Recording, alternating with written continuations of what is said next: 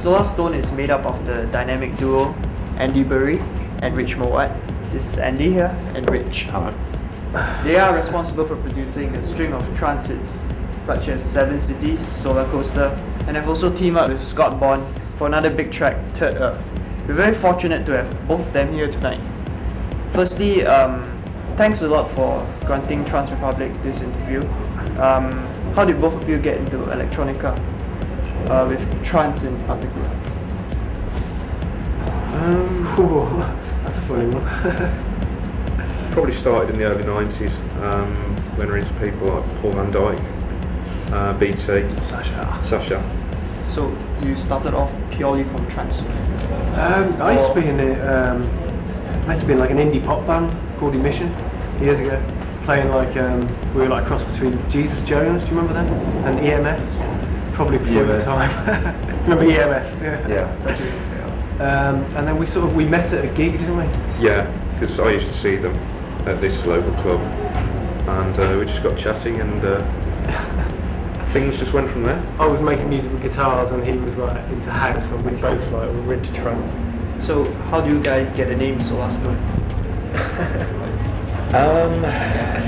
It's from a Greek mythology book, and it's actually one of the paintings by Michelangelo.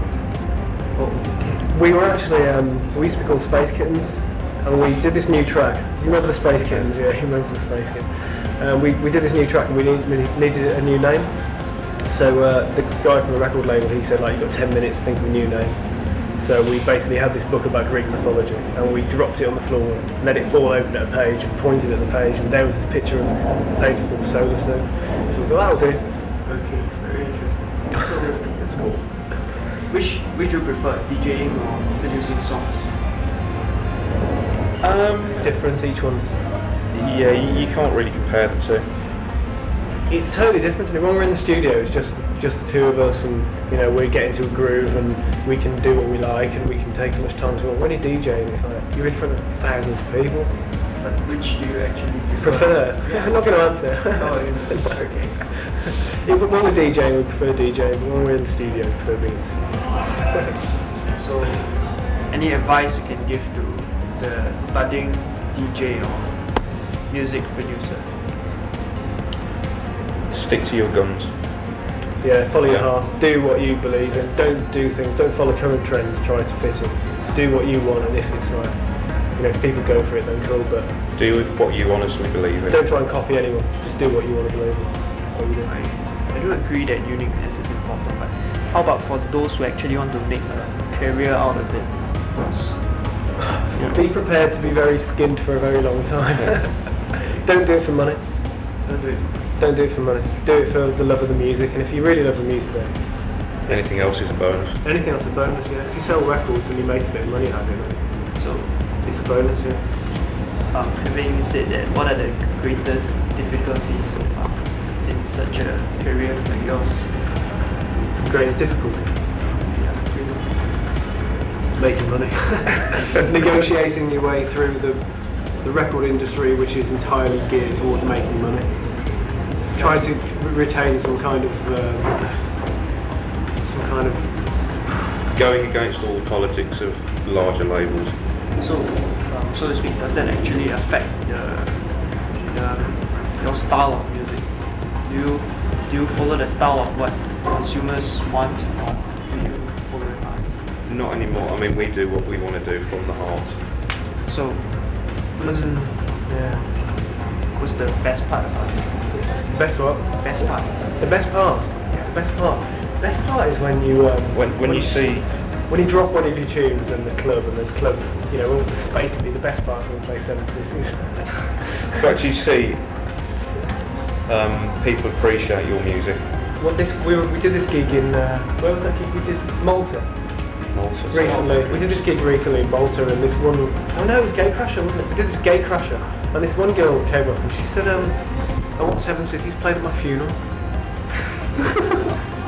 She did. She said I want it played at my funeral, and that was like the biggest compliment. So, which is your best song or favorite song? 7 Cities. My favourite at the moment is You Write the Rules, Young Parisians one. the remix we did. That's my favourite, and Z2, I Want You. That's one of my favourites. What's your? You write the rules and probably Speaking Sympathy. Speakers. I love Seven Cities, but you know, it's like. So, for tracks like Speaking Sympathy, do you actually have a particular preference for female vocals? I think we just seem to have more success working with female vocalists. They're more accessible. Yeah. We've just done a track with Ben from Lost Language. The Trance label, and he's obviously male, and he's got this wicked sort of like punky. He sounds a bit like John Lydon from the Sex Pistols. So we've worked with a couple of male singers in the past. The female singers are just. It just seems to be more successful, It more rides accessible. the music better, doesn't it? Yeah. It sits on top of the music better. Any favorite remixes? Of ours or Yeah, of yours that you have done. favourite remixes. There's this one song, The Conductors. Feeling This Way. Yeah, Conductor Cowboy. Yeah, That's there's probably- this unreleased Solarstone dub. Oh, tell us about it. Do you We know haven't what? even got it. We haven't Oh, even you haven't got even that. got it. No. We asked Scott Bomb the other day to ask Paul Van Dyke. He's the only one who's got a copy. We did the remix, we did the dub, we sent them the DAT, and we've lost the DAT, the original DAT with the dub on. We haven't got it anywhere. It's not on the So computer. even you guys don't have it. We don't have it. And I actually asked Scott Bomb to ask Paul Van Dyke if he has got it, if he could send us a copy. So you never get released, I suppose. He might do. Might. If Scott Bomb can find it, if Paul Van Dyke can find it. Lost treasure. It's a lost treasure. Okay, it's quite obvious, right? That your tracks all have this melodic leanings. Very beautiful tracks like Release, Seven Cities, Cheers. Solarstone. I mean, where do you guys draw inspiration for this type of tracks? Personal experience. You just sit down and everything comes. We just jammed it. I mean, the riff in the Release, he thought of. Seven Cities, I mean, that's. Seven Cities came about. We've been messing around with these beats and bass for like about 2 weeks, and then I dreamt this melody. I dreamt this melody, and I came into the studio and I played it, and it was really weird. Andy turned up and he went, "What's that?" And I was like, "I don't know. I just dreamt it." So how long do you actually take to produce these big tracks?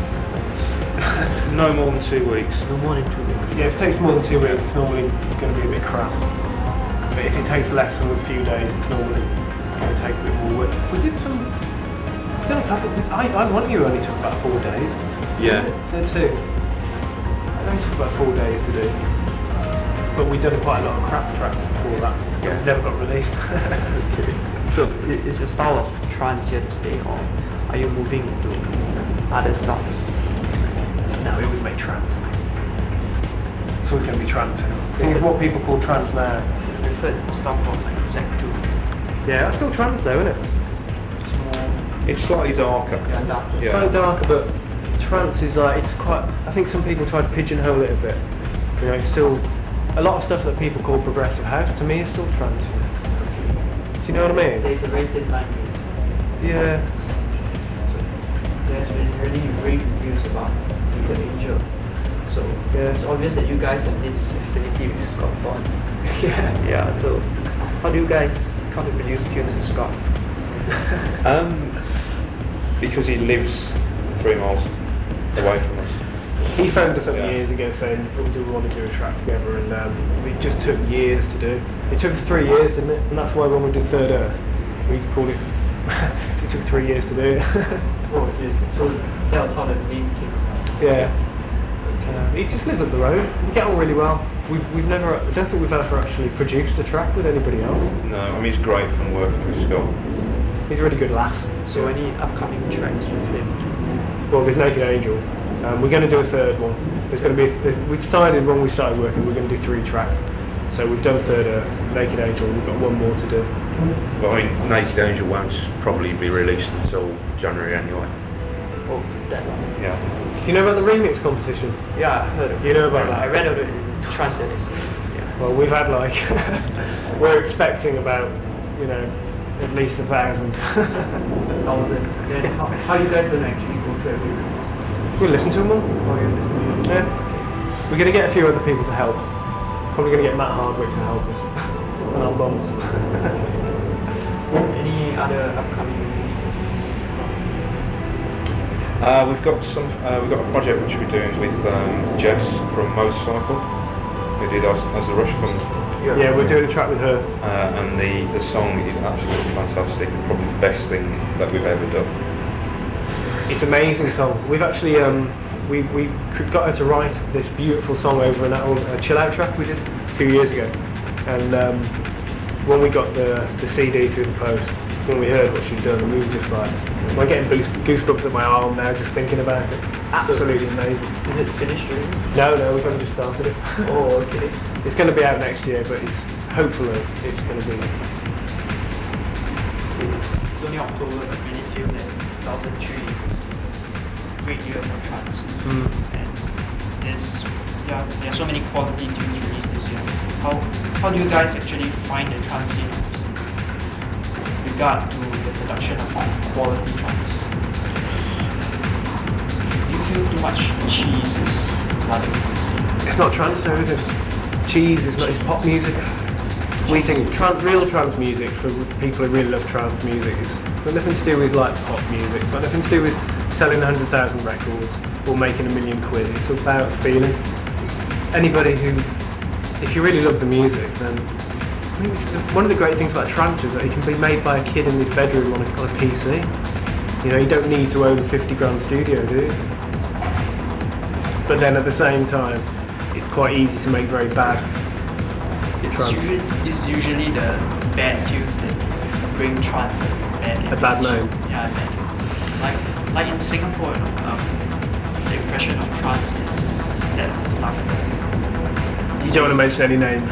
I think trance is getting a bit saturated with the whole Dutch sound at the moment, and I think melodic trance, which we tend to produce, is quite few and far between. I mean, there's people like us, Van Dyke, Above and Beyond, and there's probably There's a few others, but it's quite formulaic. yeah. There seems to be this formula where, you know, beats and bass line for 32 bars, bit of a riff, massive breakdown, drums, bass line on the riff, and then the track ends. Probably people do need to be a bit more experimental. Don't you think? I mean, we get sent a lot of records through the post, and probably about 1 in every 20 records we actually play. So you actually see the sound of trance evolve? Oh god, yeah, I mean, it has evolved. We started making trance in like 96, didn't we? And good music and proper melodies will never die. If you've got a brilliant melody, you know, it's never go out of fashion. Some people keep buying the records, you know. We're going to just keep downloading them and not buying them. Speaking about that, online voucher is also so widespread. How do you feel this will actually affect dance music? Do you guys personally feel any impact from this? I would think it has contributed towards the downside of the music industry in general in the last few years. It's a moral decision. If you profess to love the music, but you never prepared to pay for any of it, how the hell can you expect producers to live? Because, you know, the market is not what it used to be, and people have this image of that producer DJs, they all make £1 million, and it's not like that at all. I know producers who make trance music who they earn less than people who work in like Burger King. You know, you can't like to make any money from music. You have to get a track onto compilation albums, and if you can't sell, if compilation albums stop selling because people just download it, then people end up having to get day jobs to stop making music. I think if you download 5 tracks and buy one, then it's probably quite a good. If you do it on a try before you buy basis, I think it's quite a good tool, but it is unfortunately abused. And I would think for every one record of ours that's bought, perhaps 20 are being downloaded. I mean, you've seen, you know, the labels going bust for the last 12 months. It's sad. It's sad to say the first people, if they really love the music, they should just, you know, go out and buy a few albums. Which just download them. That's all through. Being in this industry, are there any DJs or producers who you have great respect for? Sasha. Sasha. Boy. Gabriel and Dre. Above and Beyond, their stuff's good. Simon Berry. BC. How many do you want? Greg Murray's good. Who do you think are the most notable ambassadors for the house? Apart from us. Ambassadors for the trance scene. Oh my god. I guess it's got to be Paul, hasn't it? Paul Van Dyke? Yeah. We'll say Paul Van Dyke as long as he sends us that dub of feeling this way. So, I mean, I mentioned about the scene in Singapore just now. What do you actually kickstart the trance scene in Singapore, which is so kind of retro and pop? You need to encourage local producers and local record labels, because from what we've learned since we've been here, there aren't very many trance labels based in Singapore at all. It's all imports. We need some, there need to be some people who are prepared to stick their neck out, set up a trance label based in Singapore. More trance producers prepared to set up their own labels and stuff. That's what needs to happen, I think, isn't it? Yeah. It's like with anywhere else. I mean, we set up our own label, we put out our own records, and we sort of managed to make a living that way. It's got to happen here as well, because you can't just keep importing stuff. Like we're looking for, tracks from artists from all places all over the world. We'd love to sign some stuff from Singapore-based trance producers, but we've never been sent anything. So if anybody wants to send us some tunes, then yeah, definitely. You guys have played in many places. Where have you found the best and most receptive audiences? It's got to be Gatecrasher. Yeah, I guess so. Probably Gatecrasher, wherever Gatecrasher is, because they play that stuff.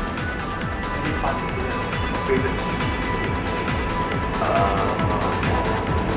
It's hard to say, isn't it? Every crowd is like, basically, you can't say, oh, I think Vancouver's brilliant or Singapore's the best. It's, everyone's great, isn't it? Yeah. Unless they put you on in front of people who want to listen to electro or like R&B. Ask us back in a year. Ask us in a year's time. Any price to people pay? Any what? Price to people pay? Price to pay for fame. Not getting to see your girlfriend often enough. Spend all week in the studio, spend weekends DJing. So, what's your average work day like? I think you can say that. We run the label in the morning. Yeah, we do the label stuff in the morning. And then early afternoon till mid-evening we'll be in the studio. Unless we're working late. I mean, we used to work 6 in the evening till 6 in the morning. We generally work probably 10 till 8 every day. We used to. And weekends off. We do have weekends off nowadays because we DJ at the weekend, you see. We have weekends off. So, how do you guys feel coming down to Centrals? It's a wicked one, we're looking forward It's to a it. great honour, and hopefully it's going to be good. Everyone's been really nice. First time here? Yeah. He's been here on holiday. I've never been to Singapore. We're really impressed so far. It's so clean and everyone's so nice. How many days will you guys be here? Pardon? How many days will you guys be here? We're here till Tuesday. Till Tuesday? Made sure we got a few nights out of it. Where will be off next? Turkey. Got a gig in Turkey in a couple of weeks. And then tour in Australia. So Singapore is just a hot stop. You came all the way here to do Centro. Or just Yeah. Okay.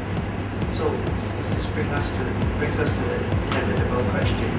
What can Central Clubbers expect from Solarstone tomorrow night? Lots of melodic trance. A few surprises, a few new tunes, some classics. Quite a few emotional moments, I think. We're looking forward to it. It should be good. Do you guys have any views on playing old tunes? We love playing old tunes. You've got to play tunes people know. You've got to play brand new tunes so people get to hear them for the first time. You it's got to balance it out, hasn't it? You've got to play some classics. I mean, who likes going to a club and they've never heard any track before? It's terrible. Isn't it? We've got to... We'll play Seven Seasons. Okay, so we get to get into the latest stuff. Yep. Yep. We definitely look forward to it. And yeah, 2003 is definitely a milestone for the Singapore trance scene. And we'd like to thank Andy and Rich